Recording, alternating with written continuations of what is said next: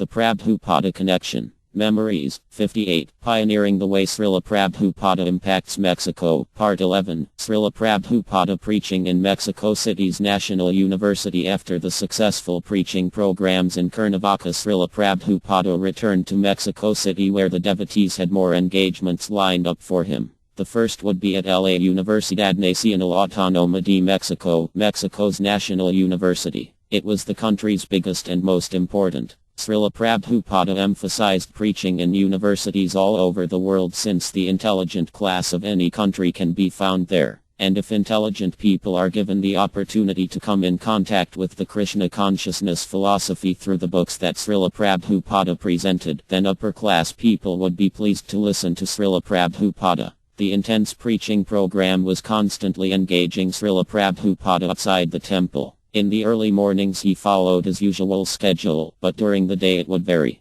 On this particular morning he was able to answer a letter from a lady disciple of his. She was living in India, helping with the new project at Juhu Beach, Bombay. "I am in due receipt of your letter from Bombay along with the very nice article, Prabhupada, India's national hero. I am very grateful to you for your kind words about me, but I do not think that I have done anything, but I am only delivering the best message as it is. Actually, anyone who is a sincere devotee of Krishna and who is rendering service by preaching his message is to be considered as hero." In these words, Srila Prabhupada exhibits the natural humility of a pure devotee. This was the key to his successful preaching. He never thought of himself as the author, but always as the instrument in the hands of Sri Guru and Krishna. He revealed this same humble mood long before this, when he wrote a poem upon arriving to America about his first feelings and impressions of being there. And now that his preaching was successfully expanding all over the world, he still maintained the same humble attitude.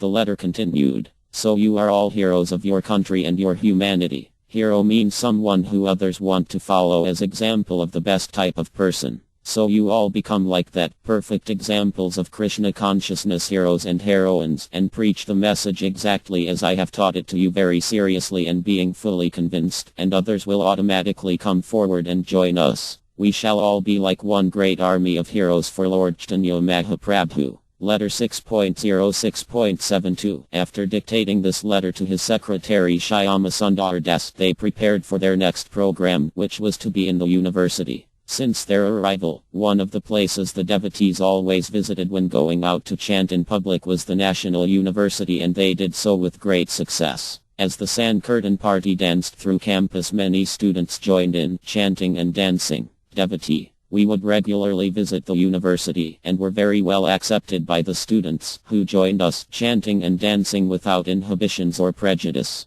They would listen to us after the curtain and take books and incense. Some would even accompany us back to the temple. Many of those students attended the Bhagavad Gita classes in the evenings, went to the Sunday feasts, and offered service in different ways. Srila Prabhupada liked the university preaching and gave advice how to do it, also as a good source of making new devotees. Your program for the university students is very, very nice. Try to do it seriously and with scholarly approach. Yes, your chief weapon will be prasadam, because everyone likes to eat nice foodstuffs, and philosophy and other things will come gradually. In this way try to make many devotees, just like so many of your top grade disciples came from Buffalo University. Letter 10.23.72. Srila Prabhupada's words came true. Some students from the university joined the temple just weeks before Srila Prabhupada's visit and had already received initiation from him a few days before his lecture at the university. And others helped by getting permission to use the School of Architecture's auditorium on the university campus. His divine grace encouraged the university programs also as good fields for preaching and book distribution.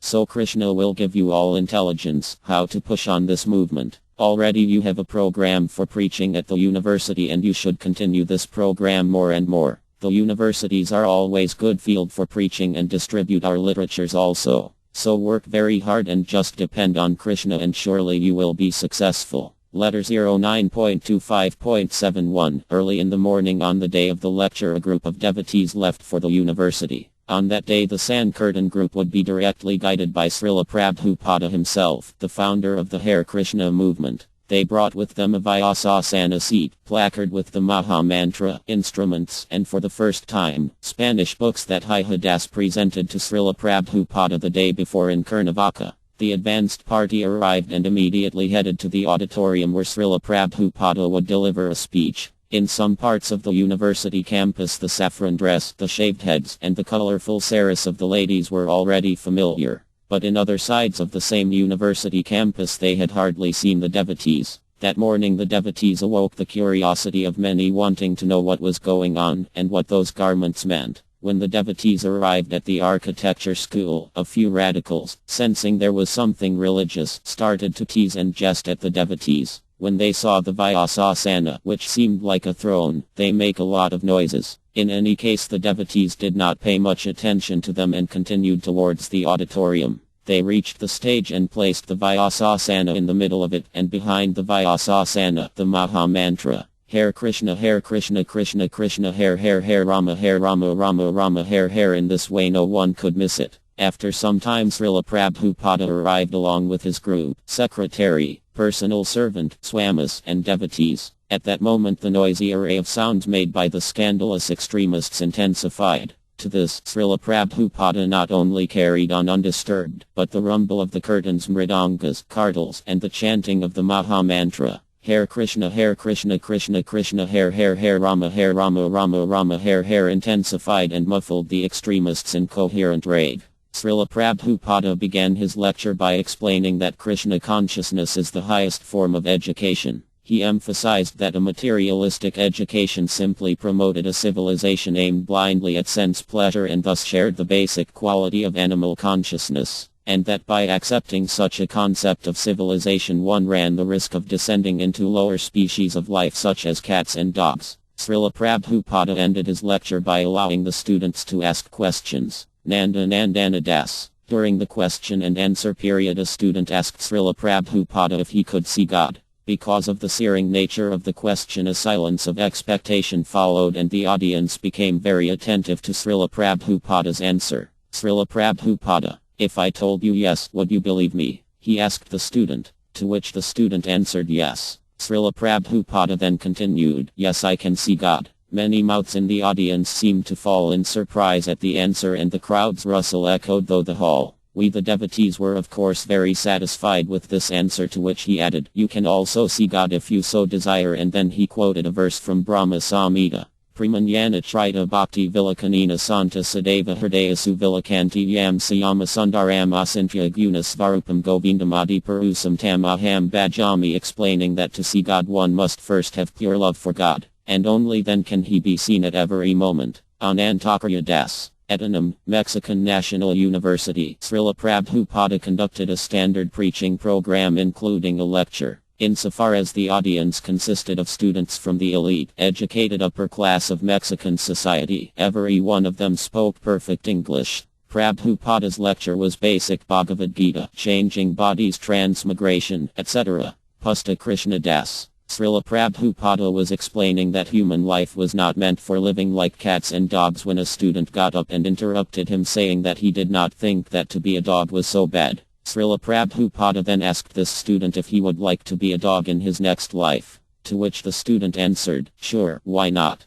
Srila Prabhupada then said in a stern voice, you have my blessings then, be a dog. Anantakarya Das. At that point a C. Bhaktivedanta Swami Srila Prabhupada swiftly extended his right arm, and pointing his arm and index finger straight at the student, said in a very firm and strong voice, all right then, be a dog. And instantly he began leading a Hare Krishna mantra and shifted the program back to curtain. No more philosophy for the so-called educated students. Lord Chaitanya himself also had trouble with the student class of society which tends to suffer from intellectual arrogance. The question and answer section finished and the devotees started another curtain. Srila Prabhupada got off the Vyasasana and a devotee put on his shoes and he left the auditorium to board his car. A group of singing devotees and students followed him up to the car. The cheerful devotees kept singing as he got in and left for the temple. Rama Govinda Das R.G. Bhakti Prapana Parvata Maharaja.